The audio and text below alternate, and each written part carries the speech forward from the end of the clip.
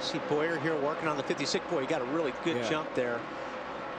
And just pulled up on the back of the 56. And like I said, these cars are already on edge. When you have somebody pull up on your bumper and you're loose, it makes it just a little bit worse because it takes the air off your rear spoiler. And you saw the 56 right there with the 33. Think about the 56 and the 48 a minute ago, how close they were. It was almost the exact same thing. And you know, Jimmy never really said, he run over me, he got into me. I think they just got so close when the car took off, it just took off. Truex on a little bit of a slide since the green flag went back in the air. Saw Boyer go around, Burton did the same, and now Carl Edwards working on Truex. This for the 6th position.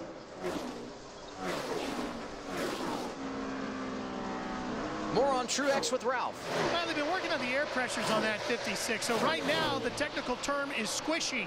That's what the tires are in the center of the corner. So he says he can't get the car to turn in the middle of the corner. Aerodynamics always key, as you guys just pointed out. When you come to one of these mile-and-a-half racetracks, it can be very difficult for the teams, Larry. Well, I think one thing that's caught all these teams off guard is these cars are loose tonight. Everyone anticipated that into the night these cars were going to get tighter. Now, we talked in the countdown to the green. One difference we've got here from a year ago is the rear spoiler. We don't have that wing. Even though this was a change at the back of the car, it actually put more front downforce on the front of the car that makes the car looser. What I've noticed here several times, we saw it with the 48 car, we saw it with the 5 car, is when a car gets right here on that left rear, it kind of pushes the air against here and makes it looser. I think one thing that could be causing that is this shark fin, because that's the difference on these cars this year in 2010 once we added the rear spoiler. That's a good point. With the spoiler, or with the wing, you had end caps, and they were a little square piece, probably 8 or 10 inches long, square, you know, from perfectly square almost when you really look at it. And they were different shapes and different sizes, so you could really create downforce or give up some drag with just the end caps, not only the wing, just the end caps. What they tried to do with these cars was to keep that same side force, but that piece is farther inboard than what the end caps were.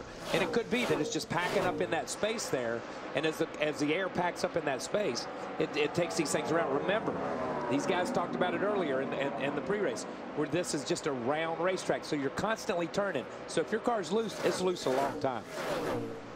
Wally, you've talked several times tonight about how good Greg Biffle felt about his car, and he's really proved it inside the top 10, and he just got around Truex. He's now up to the 7th position. Yeah, the car looks really, really good, you know, after they make a pit stop and up to about halfway through the run. The last couple times they look like they've lost some ground towards the end of the run. If they can make the car better, especially towards the end of the run, I really think that Biffle's got, you know, he's got something to have a really great finish tonight. Biffle, a driver that needs to have a good run. He's still flirting with that chase break point. He entered this evening's race 10th in the standings. Jamie McMurray started on the pole. He's been impressive all night long. He leads at Chicago.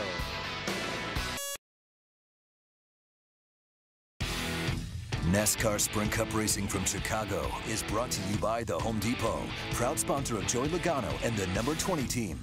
Race fans, visit homedepot.com for all your home improvement needs. More saving, more doing. That's the power of the Home Depot.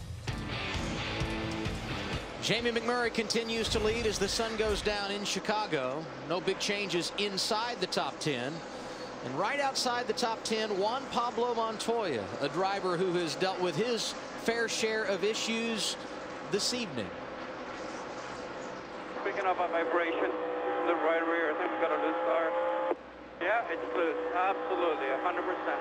Someone leaning like, it does that. His best run here was a year ago when he finished 10th. He's dropping like a rock right now, and he's running in 11th.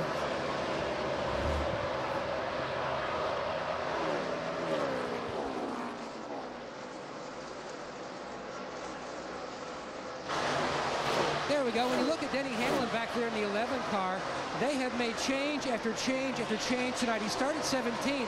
He has climbed up to 12. The car has been tight every run tonight. Continue to make changes, Ralph. They just cannot get that car to be free. Well, Casey Kane, Matt, has been struggling with a very loose race car all night long. They've made wholesale changes on that track bar, wedge, you name it, they've done it. It's starting to finally tighten up a little bit in the middle of the run. Still not good enough to get deeper into the field, Phil. Yeah, Ralph Dillon Jr. now running in the 14th position, his highest position of the race. They lowered the track bar and made an air pressure adjustment that last pit stop. It seems to be working. Junior's a little bit happier with the car. David Reagan, if there's anybody on earth that can use a good run, it's David Reagan. He's having a great run today, running right now up in the 15th position. 4 tires on his last pit stop lap, number 131, with some air pressure adjustments, Matt. AJ Allmendinger has seen some excitement tonight. We showed you earlier when he bounced off the wall, left a big donut down the wall. His team has worked on that right side, especially the corner of that spoiler. It's now back to where it was earlier in the race, and that's just on the tight side, Phil. Yeah, Matt Kenseth came back in for the Jimmy Johnson spin, so he has about 6 laps of fuel more than the rest of the guys do. He came in for 4 tires, no adjustment, because they were so far at the back. Right now, is the car a little bit loose up off the corners, Matt. Mark Martin back there in 18th. He said his car just not what he wants right now, a little bit too loose. And he said, we need to get some momentum going. Told me when we were riding around the track earlier today, we've had just 1 top 10 on the NASCAR races. We can get there, just need to be consistent, Matt. One of 4 places Jimmy Johnson's never won. Would love to put a big check mark next to that on his racing resume. Trying to climb back up, though, through the field. Pitted twice after that spin on lap 138 and 139. The car, though, now on the tight side. He's dialed a little rear brake into it, Marty. Matt, I was talking to Brad Keselowski earlier this week, and he said, you know, we've had 2 DNFs in our last 3 races. I just want a top 20 finish this weekend so we can start building a little bit. Guess what? Right now, running 20th with a car that's been loose for most of the night. Battle for the lead, Adam. And it's Jeff Gordon to the inside of Jamie McMurray. Gordon slowly reeling him in, and he's able to grab the top spot at lap 165, our 3rd different leader of the night.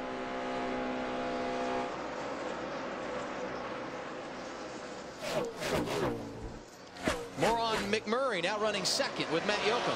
And he told Kevin Bono Mannion that when the 24 of Gordon got to him and would start to get around him, he was going to move back up to the high side. The car just way too free. He said, we really need to make a bigger change on tightening up this 1 car on our next stop. Matty's under attack again. Here comes Rudeman in the 3rd position. And this is the time where the track changes drastically. You know, this is where the temperature really changes on these cars. So if you've got a decent setup right now, you know, you start making adjustments, but you don't have to go too far. Some of these guys, though, are going to have to make some pretty big adjustments. Like Larry was talking in the keys of the race, that everybody's trying to look for that balance right now, and you either go big adjustments or you just try to, you know, keep up with what you have. Yeah, but you know, the guys that needed to make adjustments, they should have made them the first 2 stops. Yes. You know what I mean? Yeah. When you're 100 laps to go in the race, and basically that's where we've run 160 laps, it's tough to make a big adjustment and come from 18th to win this race, unless you're Jimmy Johnson, who has already been to the front. He's just got to work his way back. And guys, the way this race is going right now, you may only get about 2 more opportunities to make adjustments. I'm going to see possibly green flag stops in about 20 laps, and that will make it a 1-stop race. There goes Rudeman around McMurray. He is up to the runner-up position. The track, it is a-changin'. The lights are on at Chicagoland. The sun just about gone on the horizon.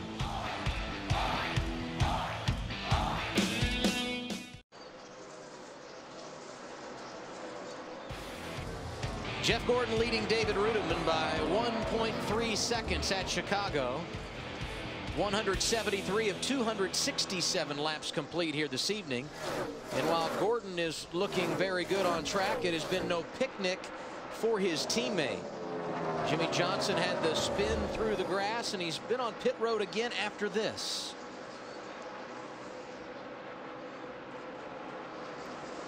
Yeah, that's what put him in the wall right there. What are they saying about that, Matt? Well, a good example of the considerable wear on that right front. And Jimmy pitted back on lap 138 when he spun, but on the previous stop to that, when he pitted, he had the same wear issue on that right front.